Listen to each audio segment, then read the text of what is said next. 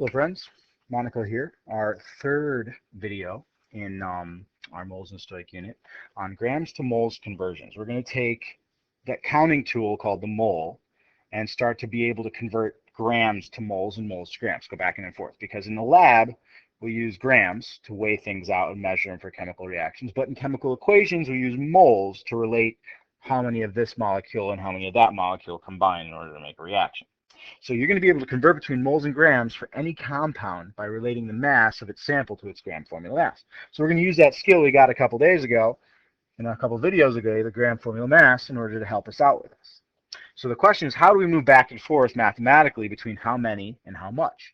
Moles is the numeric pathway we follow to compare how many of any element or a compound. Being able to get back and forth will be vital because, again, chemical equation, which we haven't really seen yet, uses moles to relate waters to oxygens, et cetera, in a chemical reaction. And in the lab, a chemist is going to use grams to figure out how many of each compound to weigh out so the reaction doesn't go out of control. So there's the application of the mole. It's the math of the chemistry. We're going to need to convert from grams to moles and vice versa for this class. The diagram below summarizes these processes.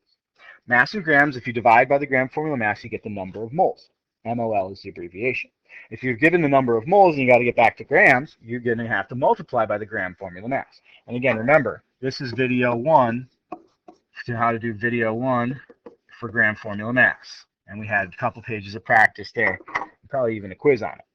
Okay? So gram formula mass is vital. There's also a great reference table T that relates moles to gram formula mass. However, it only does it in one direction. So if you don't know how to rearrange an algebra equation to solve for the variable that you need, that's why I gave you this chart. Moles to grams, grams to moles. Divide or multiply. That's why we got that. So if we're going to figure out how many moles are in a certain mass of a sodium hydroxide sample, there's a few-step process here. First, you do the gram formula mass of the compound. So that's a common thread between all the calculations we've been doing. Sodium, there's one sodium atom times 23 AMU, an oxygen times 16, and a hydrogen times 1. So 23, 16, and 1. Add all those up. We get 23 and 16, that's 40, that's 39, that's 40 grams per mole. That is your gram formula mass. That is GFM for NaOH. You're going to need that in the next step of the problem. Next step of the problem, plug the given value in the gram formula mass into the mole calculations formula and solve for the number of moles. So the number of moles is the given mass in grams divided by the gram formula mass. The given mass here was 4.75, so 4.75 grams, and the calculated gram formula mass was 40 grams per mole. 40 grams per mole. So 4.75 divided by 40, get your handy calculator out.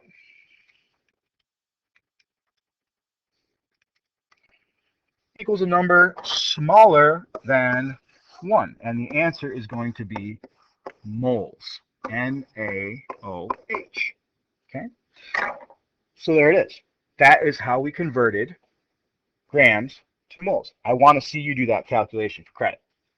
So in our practice, it's going to be two-step problems. How many moles are in 39 grams of LiF?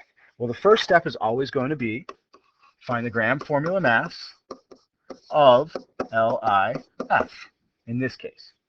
And the second step would be to apply the mole calcs. Because you're given grams, it's going to look exactly like this type of scenario. Grams above, gram formula mass on above. Okay. Again, I want to see your math and your calculations for full credit on your homework. Second example here, what's the number of moles of potassium chloride present in 148 grams? Well, same thing as question 1. You're going to have to find the gram formula mass. But in this case, we're going to do potassium chloride, which is K plus 1 Cl minus 1. That's KCl. So that's a formula mass of KCl. And then 2, you're going to apply the mole calcs. Mole calc equation that we had in the previous couple slides. And it's on table T in your reference paper.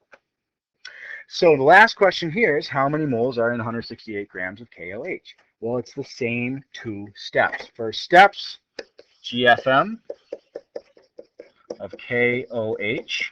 And then second step is do the mole calcs.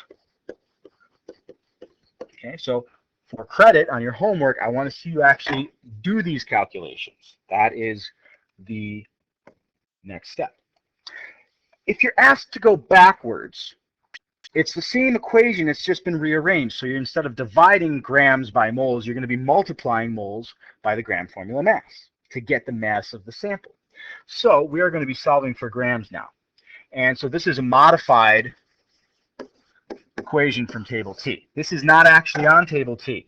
This is where your algebra skills come in handy when you're rearranging equations. We're going to be multiplying the gram formula mass by the number of moles. So in the first example, we're given 2.5 moles of sulfuric acid. What's the mass of your sample in grams for H2SO4? Sulfuric acid is H2SO4. Okay, so the first step, calculate the GFM for the compound. So we're going to do H2SO4, like I've done many times before. HS is in O's, number times atomic mass equals 8. So there's 2 H's, 1 sulfur, 4 oxygens. 132, 16.